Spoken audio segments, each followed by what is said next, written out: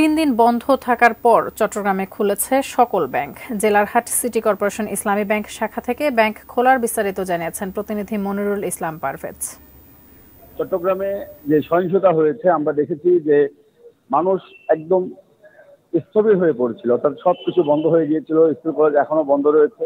তবে সরকার এই যে কারফিউ চালু হওয়ার পর আজকে ব্যাংক চালু করেছে এবং যে এই ব্যাংক নয়, শুধু বিভিন্ন অফিসও খোলা রাখা হয়েছে।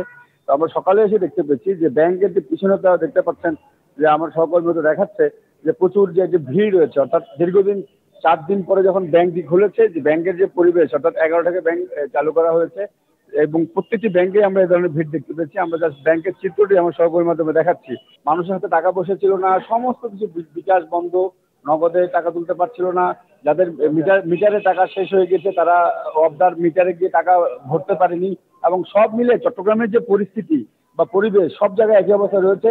তবে দীর্ঘদিন পরে হলেও যে ধীরে ধীরে যে অফিস খুলছে, ব্যাংক খুলছে, মানুষ হয়তো এখন কিছুটা স্বস্তি পাবে। তারপর তো অনেকে হয়তো আশঙ্কা করছেন যাতে বড় ধরনের কোনো ঘটনা না হয়, সেজন্য কারফিউটি একটু শিথিল করা হয়েছে। তবে চট্টগ্রামের এই যে বিভিন্ন জায়গায় আমরা দেখেছি বা খবর পেয়েছি, যেমন জেলা পুলিশ গতকাল পর্যন্ত বিভিন্ন জায়গায় 11টি মামলা নিয়েছে, সেখানে প্রায় 300 জনকে ওনারা আটক করেছেন সুনির্দিষ্ট অভিযোগ। অর্থাৎ আমরা দেখেছি যে বদরহাট সহ চট্টগ্রামের বেশ কয়েকটি এলাকায় সংঘর্ষ হয়েছিল এবং সেখানে সুনির্দিষ্টভাবে যাদেরকে এবং সিসিটিভি ফুটেজ সহ যাদেরকে বিশ্লেষণ করে পাওয়া গেছে তাদের বিরুদ্ধেই মামলা হচ্ছে। এর মধ্যে যারা ছাত্র পড়েছে, ছাত্রদের ব্যাপারটি অন্যভাবে দেখছে পুলিশ, সে ধরনের কথা আমরা জানা। সব মিলে ব্যাংক, অফিস, আদালত যে খুলে চট্টগ্রামে, যে আমরা ব্যাংক পাড়া থেকে আমার কাছে এখান থেকে এতটুকুই রয়েছে।